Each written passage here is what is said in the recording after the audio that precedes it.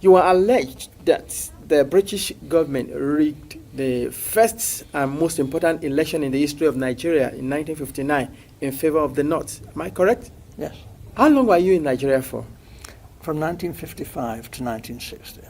And we were based in Lagos. I was on the staff of the Department of Labour. I was largely occupied with employment problems, all the employment exchanges, and statistics and international reports, and was kept pretty busy. I was also stationed in Lagos in charge of the capital and the port. I was the port labour officer as well, and I also devised a port labour scheme and later a social security scheme, which was one of the first in Africa, which guaranteed workers some income after they'd finished work.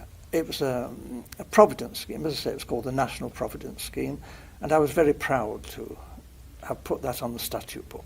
I was going to ask you what your role is. You've mentioned three important. Is there any particular name given to your office while you were there? Just labour officer. I was a labour officer, a senior civil servant. I only intended to stay in Lagos initially for 2 tours of duty. Although because of this conflict with the elections, there were difficulties. Actually, government wouldn't let me leave the civil service. They were determined that I should stay in the civil service after my 2 tours. And I was offered very considerable incentives, including a knighthood, to stay and work for government. Primarily this was because I had access to state secrets. I learned, and the Governor-General himself confirmed this to me, that the elections were rigged, contrived. The intention was that the North should rule Nigeria. Even in '56, the northern leaders were very proud and were saying, if they couldn't run Nigeria, never mind elections. They might not join Nigeria. They might leave. And we all thought, well, how would they survive?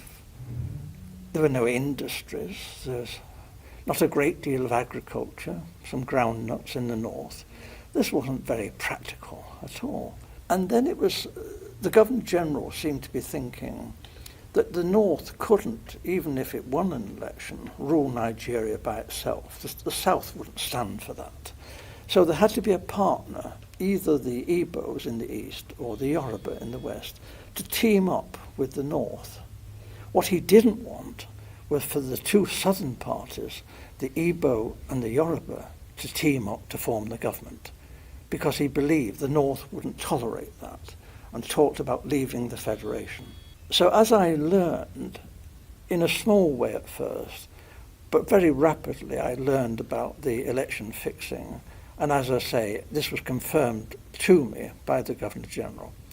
He actually said that he wanted me to know the truth because he wanted me to know how much trouble I was in. You mentioned statistics. You were collecting figures. Yes.